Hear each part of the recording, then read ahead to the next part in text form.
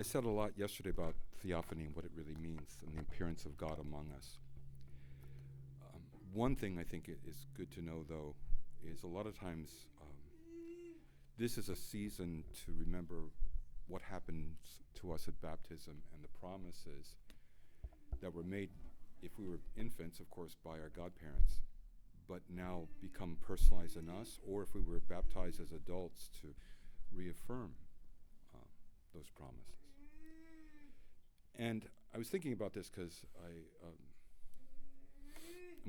I know a wedding I have scheduled.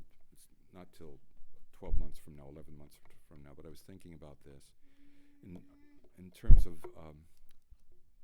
what a marriage means and so forth, and realizing that in the church, baptism is the marriage to Christ.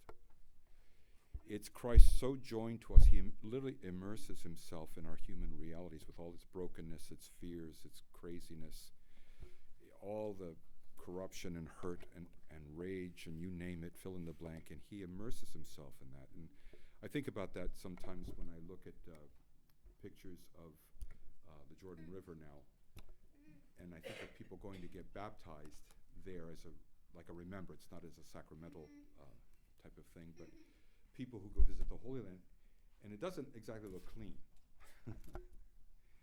And probably a lot of the silt and everything at the base of the river and so forth. But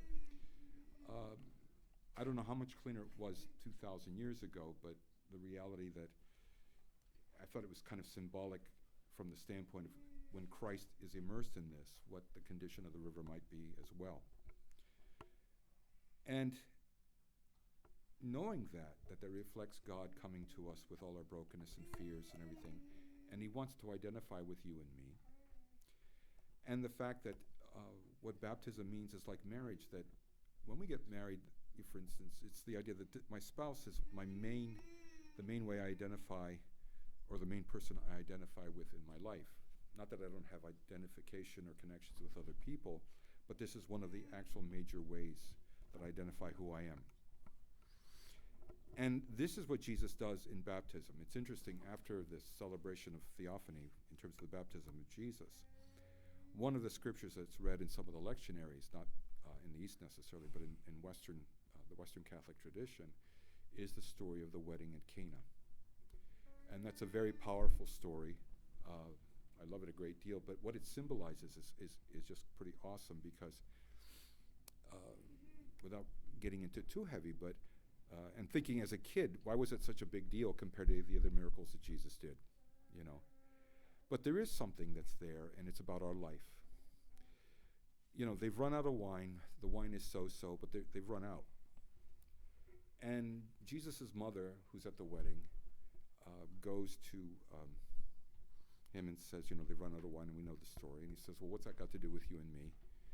My time has not come yet. But he knew that once he got the ball rolling, things would change. And it's very interesting because of what it symbolizes, in the sense of course, Mary, who's symbolic of the church, says, whatever he tells you to do, do it. And I won't go into an explanation of the icon of the wedding at Cana, which is very powerful.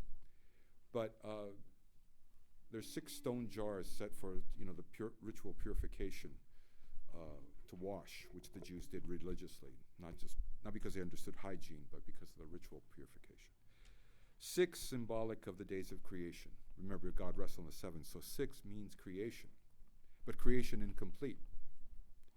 And so they pour in the water, they fill them to the brim, and the guy who manages the reception and so on and so forth, and Jesus says, now draw some out after they filled each jar, and the water has actually turned to wine. Now, some of the amazing parts of the story, and it very much is like the world today, where not everybody knew what happened. The servants knew, the guy managing the reception knew, the bride and the groom knew, but everybody else thought, hey, somebody went out to the liquor store and just got some more wine. And that's the way it is in the world. I mean, Christ has come, he's immersed himself in our lives, and people don't realize what's happened. They don't realize what's happened, just like at the wedding at Cana. Most people didn't realize what happened. Hey, more wine, good, you know, that kind of thing. But the reality is how Christ works, and it's a very powerful image of not only transformation, taking plain water that doesn't have much taste to it and giving it taste. And that's what happens is we move from simple biological existence to having life. Now, that's a struggle to have real life because it means things shift. Currents, like trying to go into the River Jordan, which has crazy currents, as anybody knows it, in any kind of moving body of water. And you could get knocked over. It's not always pleasant when you first go in and so on and so forth, but something is changing, something's happening. It's like learning how to swim and how to swim with, or even to sidestep the currents in that way. And how to deal with the issues in our lives in that seem to make us feel like we're getting knocked down. That there's a different way of looking at things. But what's provided for us now is, and this is part of, I think, the scripture, because John talks about this event happening on the third day, which I think is significant for John, the event of the wedding at Cana, is that the idea that there is a change, and the old wine ran out. It tasted okay, but this is even better. And this wine won't run out. And I think the point is that once we enter into this life with Jesus, that the source of love and grace and healing don't run out on us. They don't dry up. The Jordan doesn't dry up on us. But we have to live a life because, it's like taking a bath. Take a bath, you get clean, but a day or so later, you get dirty again. And we have to live a life that we're constantly trying to immerse ourselves in the one who's constantly immersing himself in our life.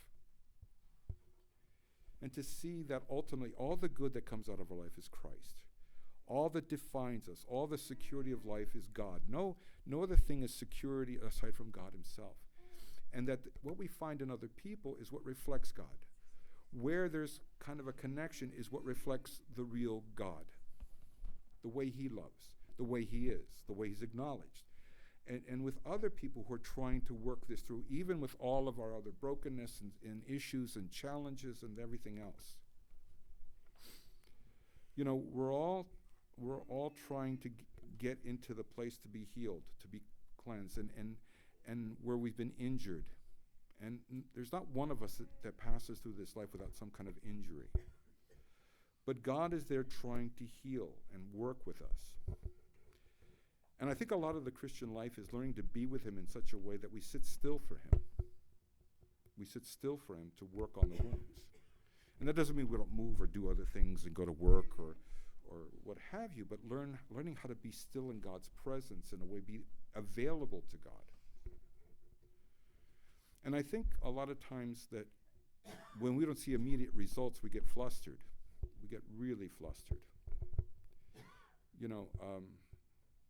I guess some people learn to swim by being thrown into the deep end without knowing anything. That's a pretty traumatic event for a child to have happen, or even an adult.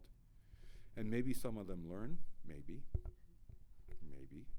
But not everybody does. And sometimes people have to go chasing people out, getting them out of the water. And that there are times we have to repeatedly go into the water. And even if we get thrown in and learn maybe some doggy paddle things or whatever, that doesn't mean we really know how to really swim effectively. We have to constantly go into the water.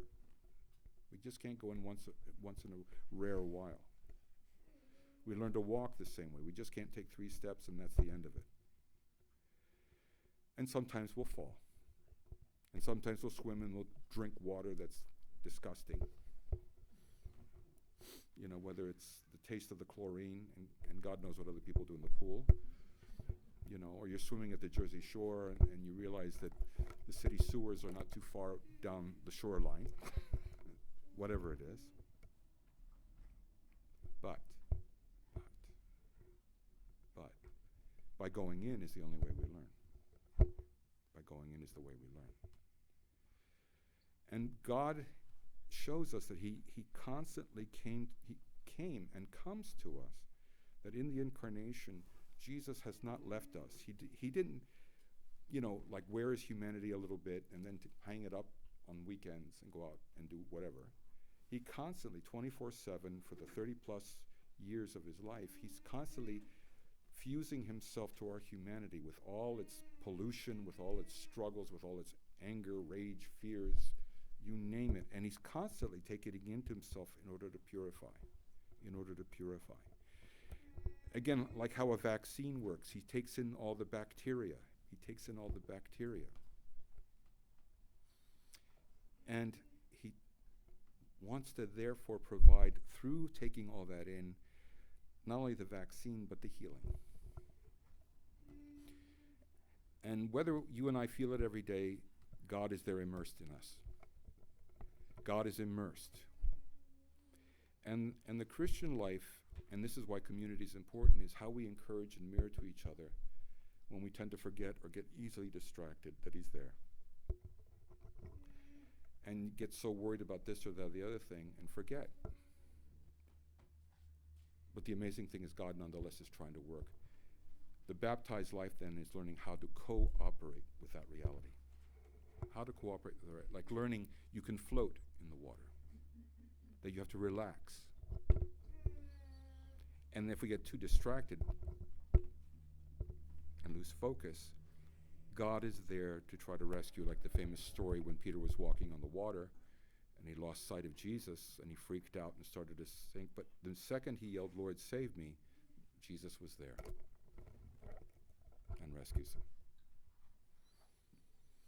And that's what our life is. And thank God. And that's why the gifts are who we each are to each other. And even with the difficulties and the struggles and our histories and whatever we have. And that's okay with God. Because beyond my history, your history, whatever, or family histories, there's the history of the entire human race that God has immersed himself in, with all its craziness, abuses, addictions, insanities, and all the human race that's going to follow you and me, if we don't blow ourselves up in the next 5 years or so, that he's still immersed in all that. And he's taking all that into himself in order to heal.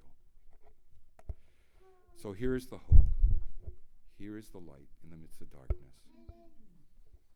And here's the life in the midst of death. And that's what we're celebrating, that God is Lord. He is Yahweh. Yahweh is the God that we know. He's appeared embodied in the person of Jesus. And in Jesus, he's taken all our human DNA into himself. So not only is it that we go to heaven, we become actually part of the life of the Trinity by grace. And it means the cross. It means difficulties at times. It means, like swimming, getting water up our nose or whatever, but God is here. So let's continue with this liturgy, just thanking him for that. And try to let God deepen our awareness of this reality. He's never going to leave us. We're kind of stuck with him whether we like it or not. And all that we do in the church, even physically, is to exercise and help us refocus. Spiritual realities are physically expressed. Without physical expression, nothing happens in the formation of our spiritual reality in our life. We need that reality. That's why God himself became physical.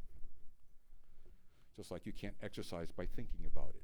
You can read books. But, or like the kid I knew, the story actually as a kid I read about a guy who wanted to learn swimming just by reading about it, and like laying, horizontal on a bar stool and doing the kicks and the strokes, but then he jumped in the water because he thought he read all about it, and he almost drowned until somebody fished him out. There has to be that physical. So may the theophany of the Lord help us learn how to float and know that he's there with us.